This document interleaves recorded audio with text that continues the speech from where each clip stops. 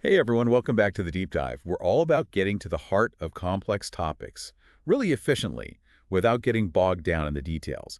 And today, we're diving into something pretty massive. Yeah, no kidding. We're tackling humanity's purpose, like the core of why we're here. We've been digging into this supernatural seminar transcript Yeah. by Dr. Michael Heiser, and it's just packed with insights from biblical texts and theological study. It's like a crash course on what God wanted for us from the very beginning, what went wrong, and what it means for us now. So we're covering creation, the fall, Jesus, the whole deal. It's going to be a wild ride. Buckle up. Okay, so right off the bat, this seminar presents a really interesting idea.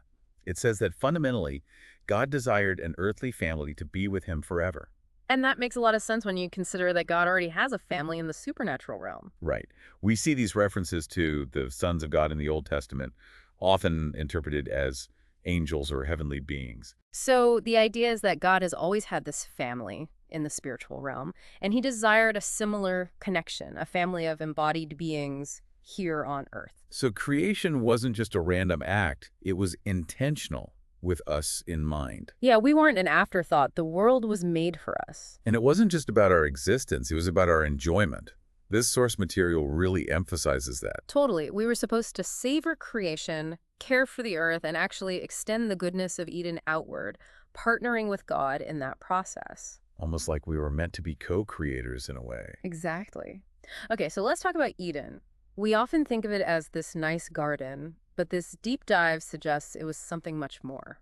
Right. The transcript argues that Eden was God's earthly dwelling place. It was perfect, set apart, elevated above the rest of creation. And it wasn't just some symbolic idea. It points to those specific geographical details in Genesis 2. Like, it was a real location in our world. Right, like it wasn't just any garden, it was the garden. And what's fascinating is how that connects to the task given to Adam and Eve to cultivate and care for the rest of the earth. Like Eden itself didn't need that. It was already complete, this perfect starting point. And then it gets even more interesting because the seminar introduces this idea of Eden as a holy mountain, referencing Ezekiel 28. Okay, a garden and a mountain. That's a bit of a head scratcher. But when you look at ancient Near Eastern cultures, it starts to make sense. Both gardens, these lush paradises overflowing with resources, and mountains, these towering remote places, were associated with the divine. So mountains represented the otherness of the gods, their separation from humans. Right, and putting those two concepts together, Eden as both a garden and a mountain becomes this ideal dwelling place for God. Abundance, but also set apart. And then here's the kicker. God places humans in Eden. It wasn't just a pretty place to visit, it was where he resided. So his intended family was meant to be right there with him. It really changes how we think about this idea of a distant, unreachable God, doesn't it? It does, yeah. Okay, so God has this vision for this close relationship, this earthly family with him in this amazing place. Now, how did he design us to fit into this plan? Enter the image of God from Genesis 1, verses 26 and 27. This is super important for understanding God's original purpose. The passage says, "Let us make humankind in our image, according to our likeness." And right away we see that plural's us, our. Then it shifts to singular, God created. Many Christians immediately think of the Trinity, God speaking within the Godhead. But the transcript presents another interpretation. It suggests that maybe God is talking to his heavenly host, his existing supernatural family, those sons of God. Because if you think about it, if the Trinity is three co-equal, co-eternal persons, would they really need to confer like that? It almost suggests a need for information. That makes sense. So maybe God was including them in this plan to create beings like them, but on earth. Yeah, like, hey, family, let's add to the crew. Now, when we talk about this image of God, we often think of specific human qualities, don't we? All the time. Consciousness, self-awareness, reason, emotions, having a soul, the whole shebang. The seminar speaker actually talked about doing this exercise with his students, asking them what the image of God meant to them. And they'd come up with this big list of attributes. Every time. But then he challenges that. Why? What was the problem with defining it that way? Well, the transcript points out that those attribute-based definitions have some serious flaws. Like, are those qualities equally present in every single human? What about someone in a coma or with a cognitive disability? Do they somehow lose the image of God? That's a good point. Plus, many of those attributes aren't even unique to humans. Animal cognition studies are showing us all kinds of intelligence in the animal kingdom. So it's more complex than just saying humans have souls, animals don't. Right. And get this, the Hebrew words we translate as soul, nephesh, and spirit, ruach, are actually used in the Old Testament to describe animals too. Whoa, really? Yeah. And even that phrase, breath of life, nishmat hayam, is used for all land animals in Genesis. So maybe it's not about this ethereal soul that's separate from the body, but something more about being a living creature. Could be.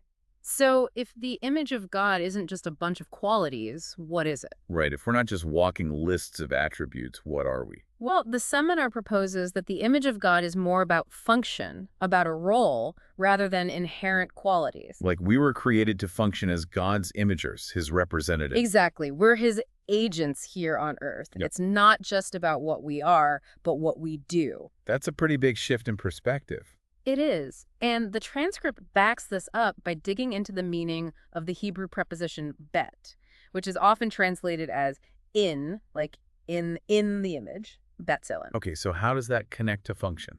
Well, this preposition doesn't just mean location. Think of it like when we say someone works in medicine. We don't mean they're physically inside medicine. You mean they work as a doctor or a nurse? Exactly. The in refers to their role. So being in the image could mean functioning as God's representative.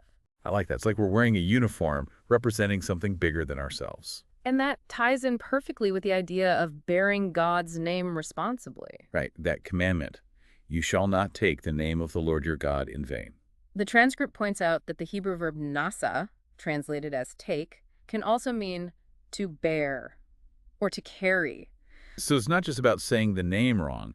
It's about being a responsible representative of that name. Exactly. Reflecting his character, carrying out his purposes. That connection between bearing the name and responsible representation is huge. So it's not about our abilities or status. It's about fulfilling this role.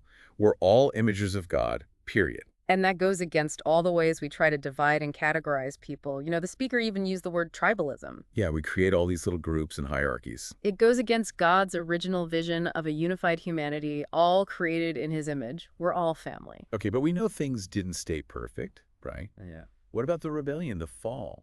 Well, the transcript acknowledges that the original plan got messed up. And it tackles that big question.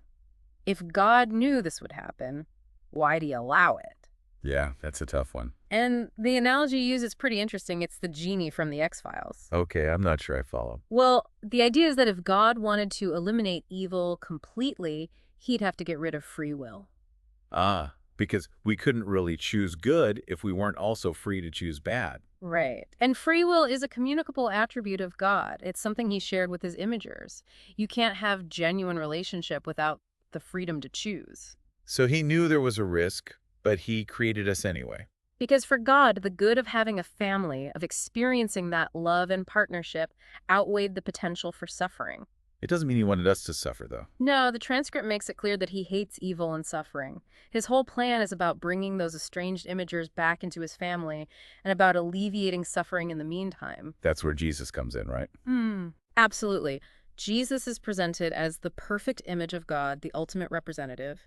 And the New Testament talks about us being conformed to his image. But that's not necessarily about looking like Jesus, right? It's about a transformation of character, about how we function in the world. We're supposed to reflect God's nature through our actions. So, following Jesus, being a disciple, is about stepping into our original design as God's representatives. That's it. It's about aligning ourselves with the perfect image so we can better reflect God. The transcript brings up passages like 1 John 3, 1 and 2, and Colossians 3:10, which talk about believers as children of God who are being renewed in the image of their Creator. It's an ongoing process. We become more like Jesus, and therefore more like the God we were created to image. Okay, let's circle back to that plural, us, from Genesis 1:26. We talked about it possibly referring to God and his heavenly host. Yeah, what's the big picture there? So if God is the sole creator, which Colossians 1 says he is, what's up with that plural? It suggests he was including his supernatural family in the plan. They image God in the spiritual realm, just like we were meant to image him here on earth. Like this as in heaven, so on earth kind of thing. Exactly. That's where Eden comes in. It was meant to be a meeting point where heaven and earth intersected, God's two families coexisting and partnering together. So Eden was heaven on earth, literally. Yeah, and we were created to be in God's presence, not separated from him. That was the natural order of things. That sheds light on the end of the biblical story in Revelation, where we see this new Eden, this restored creation where people are once again in God's presence. Right. So all the rebellion, both in the supernatural realm and here, is actually the anomaly. It's the brokenness that God is working to fix. Which brings up another tricky question. If God knew rebellion was coming, did he predestine it?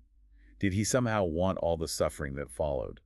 The transcript addresses that head-on, using the story of David at Keilah from 1 Samuel 23. Remind me about that one. God tells David that Saul is coming to Keilah, and that the people there will hand David over to Saul. But David, knowing this, leaves Keilah, and neither of those things happen. So because David acted on that knowledge, he changed the outcome. Exactly. God knew the potential outcomes, but David's choices changed the course of events. Foreknowledge doesn't equal predestination. So it was still David's choice to make. God didn't force his hand. Right. God knew we could misuse our freedom, but he still thought we were worth creating. Because he wants a family, even with all the risks. And the suffering we see is a result of our choices, not something God directly willed or wanted. So at the end of the day, the takeaway is that everyone, every single person, is an estranged member of God's family, created to image him, and we should treat each other accordingly. It's not just a nice thought, it's a call to action. How we view each other, how we treat each other, it matters. Okay, so to wrap up our deep dive, let's recap the big ideas. God's core desire, from the beginning and still now, is for an earthly family to partner with him. That plan was disrupted by rebellion, but he's actively working to restore it through Jesus, who is the perfect image. And understanding ourselves as imagers of God, with this important role to play, defines our identity and opens us up to relationship with God and each other. It's a pretty amazing concept when you think about it. It really is. So here's something to ponder. What if you truly saw everyone you met as an estranged member of God's family, someone created to reflect the divine? How would that change how you see the world, how you interact with people?